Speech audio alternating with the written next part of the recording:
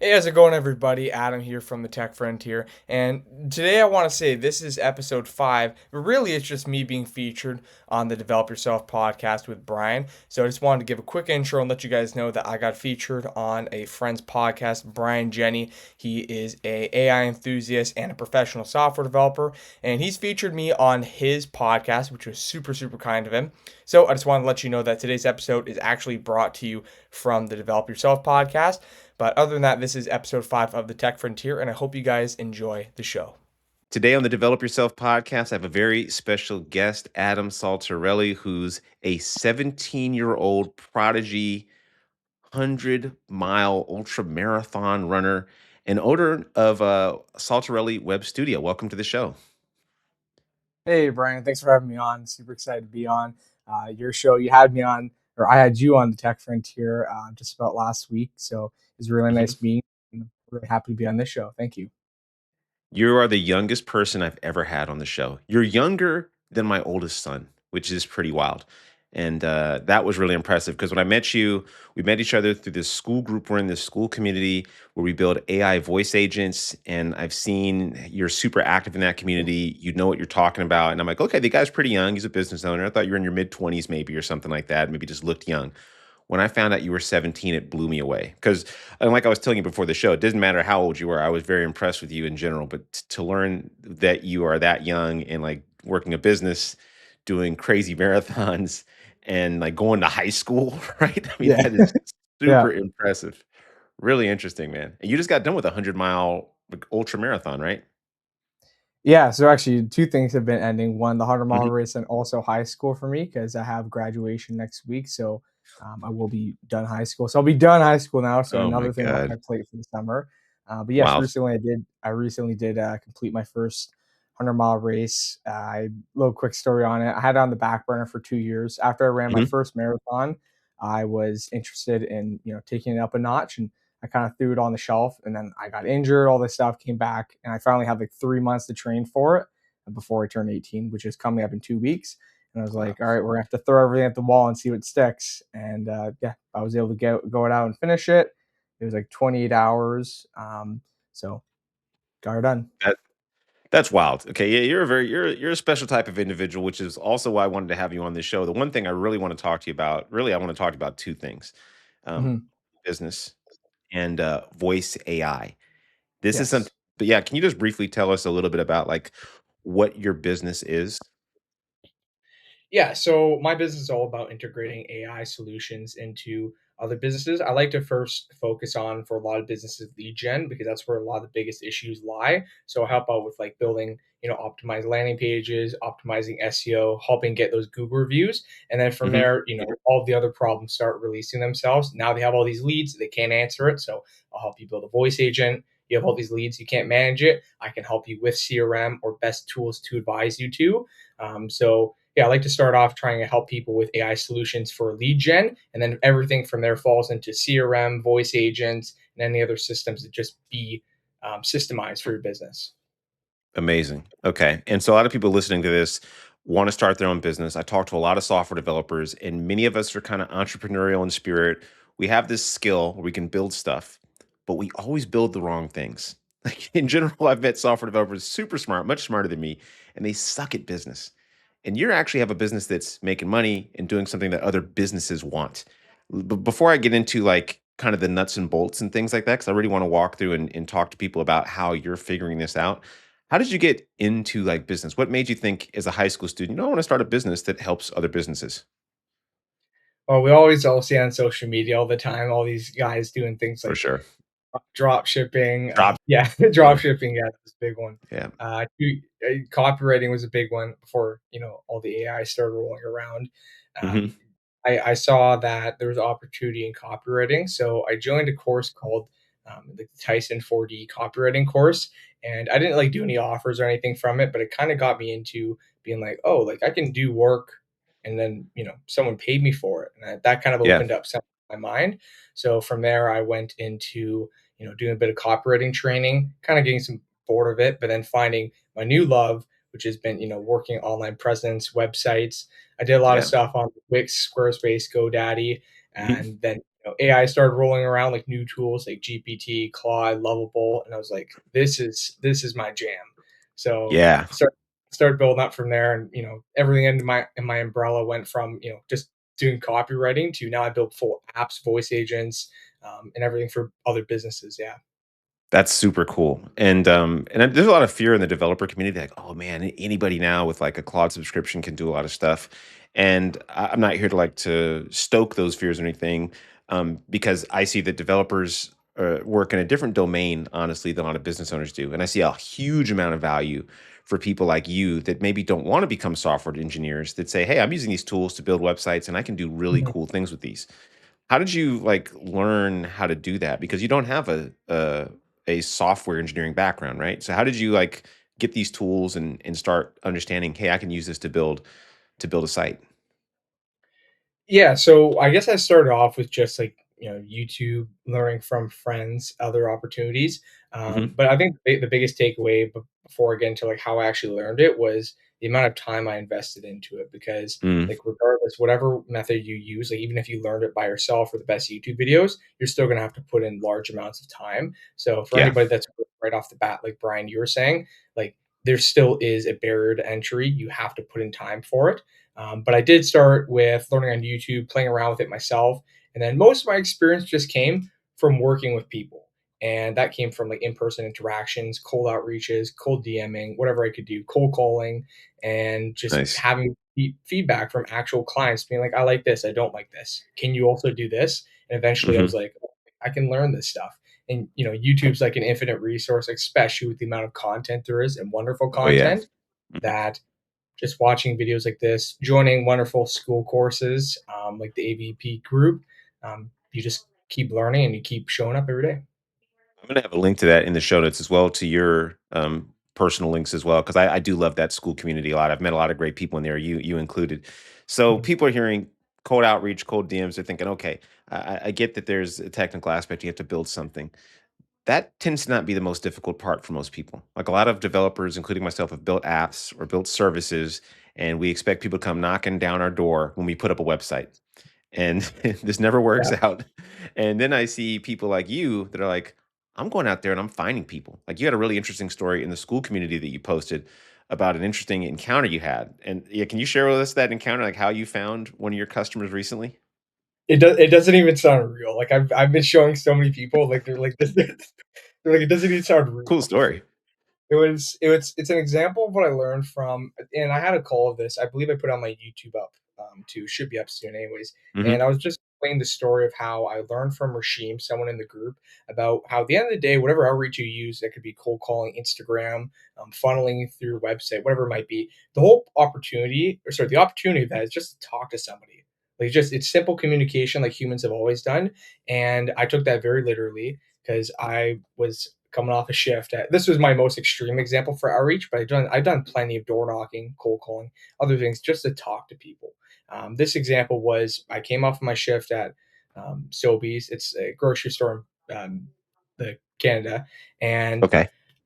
it was a rough season for business. And I was like, I need to get somebody soon. So as hungry as I was, it was like 10 o'clock at night. I saw a car detailing van at the Tim Hortons. That's like a coffee place in Canada.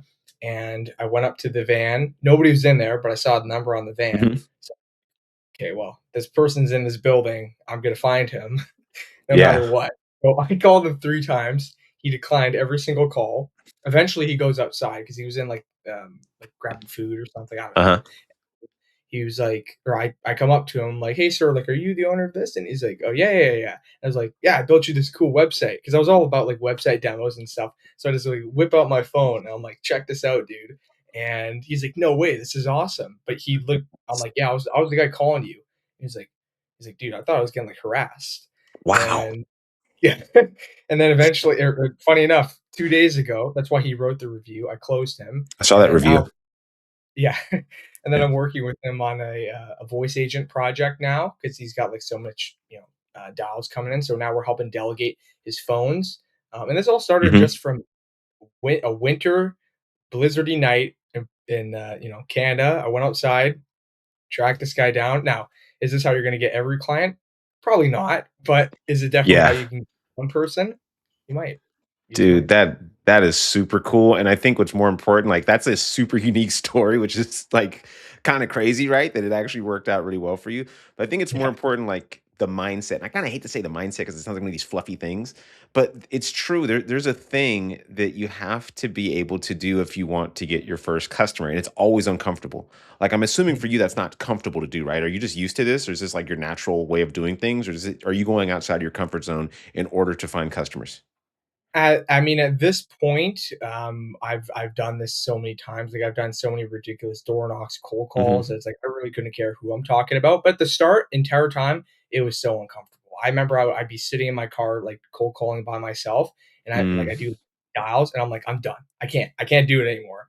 But like yeah. it, I got uncomfortable. But eventually, you keep going through that, and eventually, you're like your skin's so thick where it's like I don't care what they say. I just want to know if it's a yes or no. That's it. Yep. I'm still not good at this at all. Like, but I learned this from doing it for free. As a software engineer, I was like midway in my career, right? I was like mid-level developer. And a friend of mine had this business and he said, "Hey dude, you could cold call because I can't let you do sales yet because you don't know anything." And so he said, "But I Mhm. want you to cold call people in New York, hairdressers for this app I'm building." Anyway. And I learned a lot through these cold calls. It was really nerve-wracking. I hated doing it. It was so awkward, but it taught me more in those couple months doing it than I could ever learn from reading alone. And I think a lot of us get too focused on things like social media presence and trying to become like famous in order to get clients. And I see a lot of people I meet, or they go about it the wrong way. Oh, I gotta get a YouTube or Instagram and get like a bunch of followers and then sell them something. I'm like, yeah, that's one way to do it, but you don't have to. So if you were going to give advice to somebody that's starting out, let's say you're a software developer or something, and you have this great SaaS app, let's say, what's the first thing you would tell them to do? I would say, well, one, you have to try and tell it to as many people as you can, right? So, like you're saying, like with the one method of outreach, if you have the capability, do all of them. Go talk to people and Mm, people. Go talk to people in person. If you have the resources, go get people, to go call. Go call yourself if you have time. Like do as much volume as you can on it, because I like Alex Hermosi a lot. Think about it. It's like if you had several different channels blasting every single day, go check out this, go check out this, go check out this. Even if your message is pretty garbled and distorted, you're gonna mhm. get some people to go check it out. So like it doesn't Yeah. matter what your quality is. At the end of the day, or sorry, no, it does. Your quality, quantity, sorry, your quantity is what matters. Your Mhm, quality is like that could be fine tuned over time, but just get people to know in the first place. Don't try and perfect that one shot you throw out because it's probably gonna mhm. miss the every time. Yeah, and how do you get over, like, the rejection part? This is the part that hurts me, like, because like, I'm on LinkedIn, right, and I have a large following, and I'm like, I've made this persona on there, and then sometimes I'm like, "Ah, man, if I start sliding in people's DMs trying to sell them stuff, they're not gonna like me," right? And that kinda, like, it gets to my head, right? And I think we all have this ego, and it's just complete ego, right? Because 'Cause I'm like, the point is I wanna make money, right? I wanna try to sell this thing, but I'm letting my ego get in the way. How Mhm. have you not let that deter you? And I think it might be just because 'cause I'm young and I'm really, really stubborn. Like, there've been some people I've really, like, chased. I like how you said it on our show, like, you're like, Mhm. there's a story about, like, whatever it is, like, it's like a dog, like, hanging on and just, like, does it or no, that was on one of your Spotify shows. I remember watching Okay, that. right on. I like that analogy, just being like a dog and just like hanging on. Now, like some leads, if I keep following up with them and they're just quiet, I'm not gonna hold on to you forever. But Sure. if I know that you genuinely have a problem and I have it written on my wall, if I genuinely can help you out, well, one, I'm going to help you out, make sure you're in a better position. But then two, Yeah. like finances will come naturally. Like if I'm doing a Mhm. really, really good job, just like telling you, man, hey, you got to fix this, and I even give you some free value. So like stuff off my website, my content on YouTube, whatever it might be. Those little 1% additives, it's going to be ridiculous for someone to say no. That's why I love Alex Ramosey's books, and it's make offers or just do things for people to such Yeah. a stupid, silly, yeah, exactly, that book right there. Just do it like so much stupid volume where it's like Mhm. that it doesn't matter what person you're talking to, most people are gonna be like, why am I not doing this? Right? So if you can Yeah. start getting to their mind just being like free value, so like content, that could even be some like free tools I like to share.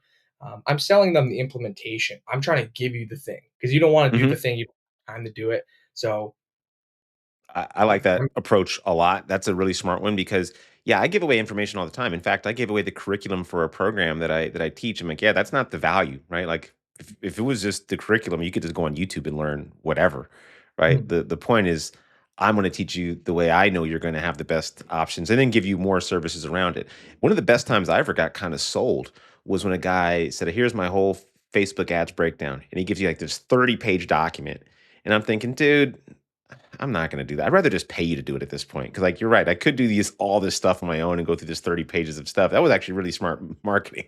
But he gave away the actual like implementation. Or he didn't give away the implementation. He gave away the knowledge, but he was selling the implementation, just like you said, which is, I think, a really good way to do it. And I'm sure you've gotten people that don't like you, right? Have you ever, had a really nasty call or somebody that's just like, leave me alone, right? How do you bounce Yeah. back from that? Well, like once again, just like thick skin. Like if I know that I tried to pour into this person and genuinely help them out as much as I Hmm. can, and they're still like, dude, that's not it. I can't really feel bad or anything, especially because it's coming from a place of heart. It's like I know I really want to help you out. So even if you're just like, no, at the end of the day, dude, I don't care, leave me alone. At the end of the day, I'm gonna be like, Yeah. dude, that's your own issue. And it almost comes from not even a place of like feeling like hurt, but almost a place of disappointment in that person because Mm. dude, I'm like, I know we could help you. And it's like, I'm just, it's unfortunate that it's not able to go that way, but it almost comes off more as disappointment for me because I know that I have things that I can share. And it's like, dude, just please listen to me for 5 seconds. And they don't want to do Mhm. that. So I kind of get over it pretty quick. I respect that a lot. Now let's get tactical. Well, what are some of the tools that you're using to find people? Because you're saying I'm finding people, but how? Like it's not always at the gas station, I assume, right? No, that has been some of them, but no, I'm kidding. Okay. Well, maybe not one. I think one was at the gas station, but Okay.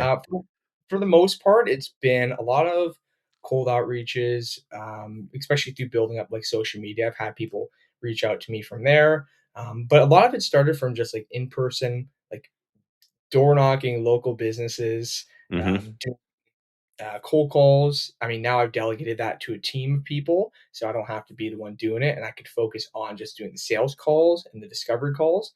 But Nice. yeah, doing all the cold calls, just or sorry, yeah, usually like social media, but in person, like once again, just like getting right there in front of people. I've walked into it's so silly. I've walked into restaurants before. Been like, Mhm. "Where's the owner?" And be like, and I've closed people like that. Like show them the website. Like here's what I could build you. Here's your website. Do you want That's it? it. That's it. That's basically it. Yeah. You got an old school mindset. I like that because I hear a lot of people, that older people like myself say you got to walk into places, and for your resume and stuff like that. And people say that's antiquated. That doesn't work anymore. That's not how the world works. And I'm like, I think it kind of does work like that a little bit, and you've kind of proved it. You're only 17 years old, and obviously this is working out pretty well for you. And do you live in a large like metropolitan city, or do you live like in a town or something in between? Uh, my city, I don't really care. I'll drop my city. It's Port Colborne. I always share it, so it's okay. And if you follow my regular social media, you'll know that I'm Hmm. always running around here. So come on and get a run in. No, I'm kidding. But yeah, for the yeah, like outreach, like Port Corburn's like a fairly small town. We're like 20,000 Okay. people. It's not Oh huge, wow. but there was like a nice like main part of it, and we got businesses all down the streets, so like different restaurants and whatever else. And man, I've knocked right into those doors and been like, check it out, man. And then if they're like no, I'm like on to the next. I've gone out before like preloaded with like 20 websites, and then I've been like, all right, we're going guns blazing, and then I just go down the street and I get some yeses that way. I love that, and I think that's even more impressive because if you lived, like, in New York or something, like, then you have, like, kinda infinite possibility. If you live in a small town or a fairly small town and you're able to do this, I think that should inspire a lot of people out there, and you're doing something that's unscalable, which I also like, and I think a lot of people forget this too. I've worked at small startups and I've, done a few businesses. Many have failed, some have done okay. And in general, when I start, I do things that will never ever scale. Mhm. Not like what you're doing, which I need to probably start doing. I think you've kind of inspired me as well to start doing more of that on the ground stuff, especially when you're new to a business. Like I'm trying to launch this AI automation business myself. Me and my son, who's about your age, was doing some of my sales calls and stuff like that. And we were targeting auto repair shops, and we got one customer that way for a testimonial. And we're thinking about doing different types of industries later, kind of figuring out like where we're going to go. And we have to Mhm. do more of that, like kind of really grinding on that. I want to talk to you about AI voice stuff because I know there's a lot of developers that are not aware that this really exists, and I'm kind of making a bet that it could be one of the next really big things out there in the AI space. Can you just briefly tell people a little bit about like what AI voice is? They can probably Yeah. guess, but like, yeah, what is AI voice? Yeah, so there's been a bunch of tools that you can use out there to just basically use AI to speak for you. That could be on the phone, that could be on your web page. That could be for any silly gig you want to send to your friend. You can clone your own voice, and AI is able to handle conversations for you. Now, in the business sense, for a lot of people, and I've recently delegated my own phone to that. If I don't get a call, a voice agent Hmm. takes over for me, and that Sweet. voice agent it knows all my contacts, it knows things related to my business, and Yeah. it's able to provide a backup receptionist for me, especially if you're a small SMB. You might not be able to hire out somebody for Right. a few $10,000 a month. It's like you might have to give an AI to that, and it might just do as good of a job, and it can do a bunch of cool functions like working on your spreadsheets. You could even get as crazy as which I've done with a client, and make it so it can like fill out all your like estimates and service agreements and paperwork. So yeah, it's like super flexible, but it's just basically AI handling conversations for you. Amazing explanation. And you already touched on some things that I'm sure surprise people because most people, when they hear AI voice, they think, oh my God, some stupid automated chat bot on the Yeah. phone. Press Hello, press one, press one. two. Exactly. But this is not that, right? This is something much more powerful. And you just spoke about a couple implementations that you've done where it's not just like answering the phone, it's doing stuff for that client, right? Like what are some things that you've been able to implement? I think you just shared some, but like what are some of the capabilities that these voice agents can do? Yeah, so it depends on which kind of business you are, but for a lot of people, like simple like FAQ. So like if I have a question, I want to call your business and it's after hours, or you just don't get the phone, it knows all Hmm. of your relevant contacts. So you could already see that's a pretty powerful tool for people that have bookings or need to like log stuff for quotes. It can log that stuff into your CRM or whatever software you use, and handling like transfer calls. So say if you're like a you know HVAC business and you need someone on 24/7 dispatch, you can have Hmm. it so it filters those out and sends it off to the operator. Yeah, the capabilities on it are really endless. Like you could do whatever you want with it, but just like if there's a receptionist that you know in person, AI could probably do the same thing. Yeah. And what kind of businesses are you helping? For me, I like to stick to a lot of trades businesses just because I find that they're the most not exposed to a lot of this AI stuff. A lot of Hmm. them don't even know what ChatGPT is yet or AI in general. So Yeah. they're good to definitely hit up and they benefit from it so much. Tremendously. Yeah. Yeah, being the sole operator for an SMB and your phone's just on the buzz always, like that gets pretty sick pretty quick. So definitely, yeah, adding in voice agents for businesses like that. So as opposed to having to get 10 spam website phone calls every day, that's Mm. delegated out to a voice agent to filter out no sales calls and actual conversations that are meaningful and should be sent to you. The agent handles that all for you. That's another really big nugget I hope people take away is that developers, especially, we're very focused on the developer community.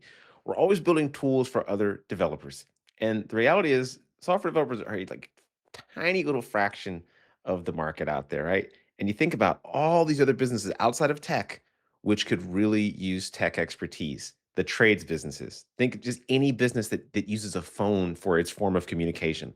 Like a lot of companies don't even have websites. Like a lot of the auto repair people I've been talking to, they don't even have a website, right? And they've been in business for years, some of them over a decade, and they don't have a site. And I'm thinking these people are ripe for automation, and they could really actually benefit from technology, right? Using spreadsheets or using a piece of paper to write things down. This is the place like where you might want to go to as a software developer or a person that wants to start a business and stop thinking so far like, oh, I want to help, a tech company and build some other AI tool on top of some AI tool they have, where the barrier to entry is really high, and it's just unlikely that you're going to really make a lot of money unless you are going to make either going to make $1 billion, or you're going to probably make nothing. You're basically Mm. playing with investor money or trying to be the next startup, which I think is just much less likely than any other company. What do you see for the future for this? Like, where do you see this business going? Like, what do you want to do in the future?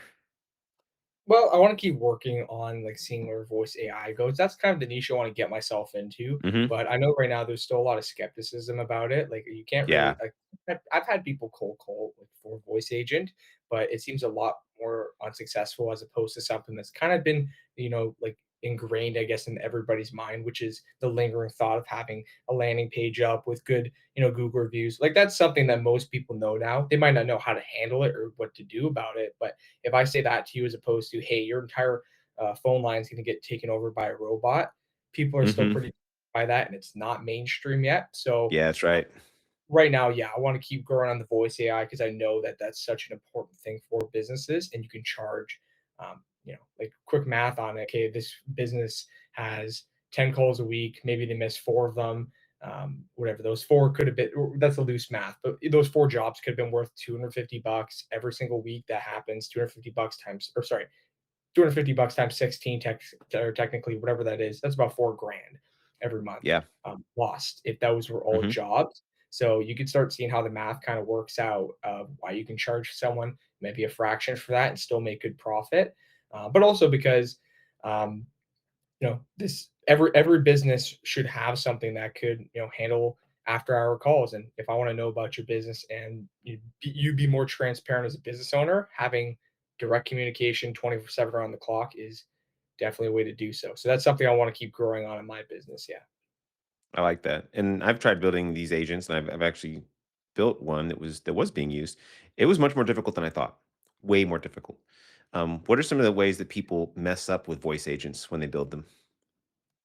Definitely messing up latency, because if you want to have like, for example, how we talk right now going back and forth, our Yeah. latency is like this. It's like it sounds Right. very human because we I say something, you and Brian responds, as opposed to if I say something and then you take 5 seconds to respond. It's like, is this even a human being? Yeah. So a Right. lot of people, yeah, they try and throw in like the coolest models. Oh, let's use Fable 5 or Opus 4.8 on this model. It's like, dude, you just nuked the latency on your robot. And then also not reading over your system prompts. Like all of a sudden, like Oh. you have to read through. Mark Tomlin's like, he's like a sticker on this. Like, go through your agent because it's like you're raising a kid, man. It's like that kid needs to know what to do. If you tell that kid like Hmm. just figure it out, you're You're gonna you're get you're getting, crappy responses. Yeah. yeah, there's no life vest on him, man. He's sinking to the bottom. Sorry. This is so funny. The stuff you're talking about, like, is really amazing to me because, like, I've built AI agents for a couple companies now, and the things latency, system prompts, and making sure that you're writing them well and like taking time to actually engineer those correctly. This is stuff that I also teach, and it's really cool that you've just kind of figured this out and know this. What are some other things, like some little tips and tricks you've used to make agents work better? Definitely adding in accents on the voice agent. Sometimes they mess Ooh, up. So, like, yeah, give it like a little like Australian accent. I like the one voice. I forget his name, nice. but yeah, give them some accents because sometimes if they like mess up or they stutter, if it's like an accent, like that might sound a little bit more natural, especially in conversation. People that might have a little more broken English, Hmm. they might do this thing so it sounds more natural on the phone. Um, yeah, just keeping your latency down. That's a big one. Like I want to sound like I'm talking to a person. Yeah, once the illusion is broken, then you kinda lost the trust, and then people can feel like it doesn't feel as good, you know? Mhm. So that's a really smart one, actually. The accent is a cool idea because somebody used that in the group we're in, and I called their agent, and it had an accent, and it's true, like, you forgive a lot more because you assume, like, "Oh, maybe there's some sort of a bit of a language barrier here," and you don't think about, "Hey, maybe this is a voice agent." You can't detect those things that a I guess, a native speaker might detect when they hear Mhm. somebody that also speaks the same dialect language as they do. I'm going to go a bit off script here because this is something I've just noticed, and this is not to promote anything or whatever. I've noticed that people that are tend to be I've met a lot of people that are what I consider successful, very driven, right? And they seem to be people that of faith as well. I've just noticed this over the years, and I believe you're a pretty religious person. Is that correct? I go to church sometimes, yeah. Oh, okay, okay. This is a complete shot in the dark. But do you see any ways in that like your faith, your religion, kind of in has driven your success or helped you with business at all? I think so, man. Like, just to share, like I pray every night and every morning, and um, you know, he's doing something to me, I guess. I mean, I show up and I work, every day at it, and Of whatever course. else I do, right? Like from the running to the business and all that stuff. But yeah, just kind of believing in like having faith. I like that song. I forget the songwriter, or well, the Hmm. song "Faith." Yeah, that one. Um, yeah, I like that song. You just gotta have faith, and I think of that, sometimes because if I'm like once again, like even if like you're not religious or whatever you believe in, um, Sure. you know, if you're just showing up every day and you're putting out volume and you're really caring and genuinely helping people, it's like two plus two is always going to equal four. Like Hmm. whatever amount of duration of time it takes, um, surely there's some guiding force that's going to eventually get you to your goal. You don't know when when you're going to arrive, but if you're doing all the right things and you're on the right path, you're going to get there eventually. I like that. I like that a lot, and I appreciate you humoring me with that because it's a phenomenon that I've just noticed, and I've seen this in a lot of successful people I meet, and I'm always curious. And you're the first person I've really asked that to, and I believe Mark, the person who runs the Voice Pioneers school group, we're in, he's also deeply religious guy too, and I think that there's something there, and I wish I was smart enough to understand more about it, but perhaps that's a topic for another podcast. I don't know. Before on it now to switch gears pretty dramatically again, before I let you go here, I just want to know the tools. What tools are you using from business stuff to create your leads, right? To find your leads, to design your websites, to build the voice AI agents, and to deploy them. Just give me the stack that you're using. All right, so if you're a viewer of Brian's show, you're gonna love this all because all of this is free on my website at Oh, sweet. saltarelliwebstudio.ca. Yeah, so you could probably link that in the description down below, but I'll talk Yes, about it. for sure. I have a very widely marketed thing I put in like every description of every social media video, and that's my AI operator kit. These are all the tools I use. So, getting to the stuff I use for business, I mean, uh, Granola is one of my favorite ones for typing out, or Granola, it's a note taker app. So basically, Mm, any conversation I have, it like dictates like a really beautiful bulletin sheet of notes, and that just I use that for prompting, for the coding, to just basically to do list. So that's really helpful for business, like managing my schedule and also just performing meetings. Definitely Claude and Claude Code. Those guys are like, I got both of those guys on my shoulders, always help me out. So mm-hmm. Claude's a huge one. So got to give a shout out to Anthropic for doing content and social media. Once again, Claude helps out kind of with the scripting of videos. Most of the time, though, like they're just off the top of my head. A lot of my content's just Yeah. if meetings or if it's just something good that I find I want to share, I can talk about it from experience, and it sounds like I know what I'm talking about because it's a real Mm-hmm. story. So yeah, I like to use Claude for writing out the titles and descriptions of those, and then also ChatGPT for the thumbnails. It makes some banger thumbnails. You Mm. watch them, and it will garble your face. Watch over those prompts, but those, yeah, those are some good tools for making the thumbnails. What else do I use? Notebook LM. Now, I mean, now I'm not in high school, but going off to university, super good studying tool. For Check it sure. out. Whisper Flow, I don't really type that much. I do it sometimes, of course, but definitely for like just getting ideas out, brain dumping. I press the FN key or the Shift key because I've set it to that, just convenient. Mm-hmm. Um, Talking to my computer. Sometimes it makes people think I'm crazy, but we've gone past that point, and I just go press. I just go press the one button. It starts dictating my notes, and I can you put that in the prompts. Once again, like sending off text, super helpful. And there's one more super helpful. What am I forgetting? Oh yeah, using Claude to plan out my calendar because this is okay. Little shortcut here, and people, if you're watching this, definitely take the transcript of the video. This is what I do in every single piece of content. Me Always, too. any Yeah. content, take that transcript, give it to Claude. It's mine now. It's mine. And so what I Mhm. do is I take Google Calendar, Granola, and Claude's MCPs. They're all connected. They're like best friends holding hands, and it's really reliable because I have all my granola notes in my day that I just brain dump whatever thoughts I need to schedule in my week. I go tell Claude Code, I'm like, here's everything I've thought about today. Help me time block it and plan out my week based off this stuff. And it goes, okay. And then over time, of course, you refine your preferences and everything else, and it knows your typical day to day blocks. But it literally time blocks my day to day. So my time scheduling comes from Claude knowing what I talk about through granola.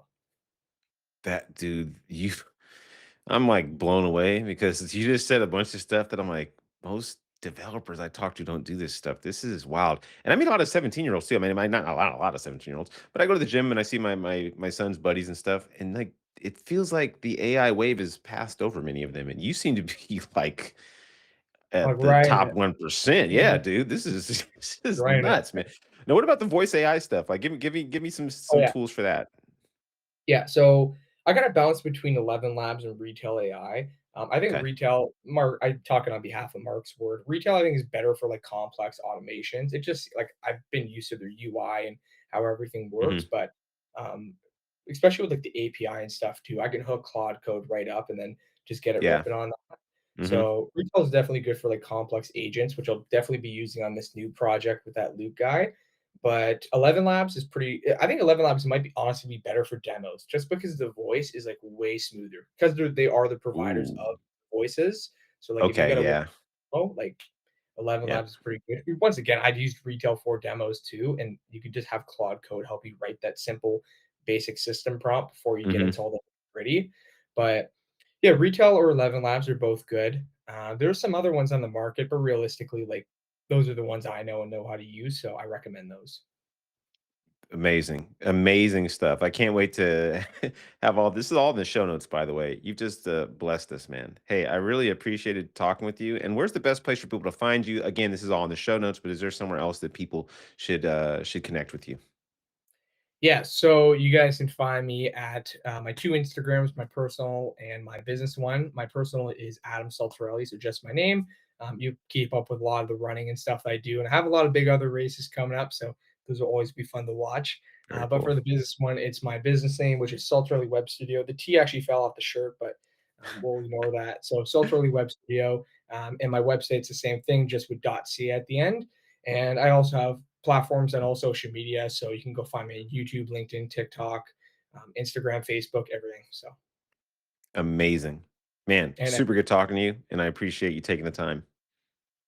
thank you, Brian. I appreciate you having me on the show. I love, preaching this knowledge, and you humor me a lot sometimes when I'm not funny. So I appreciate you being here. I just laugh easily, but yeah, thanks, man. No problem.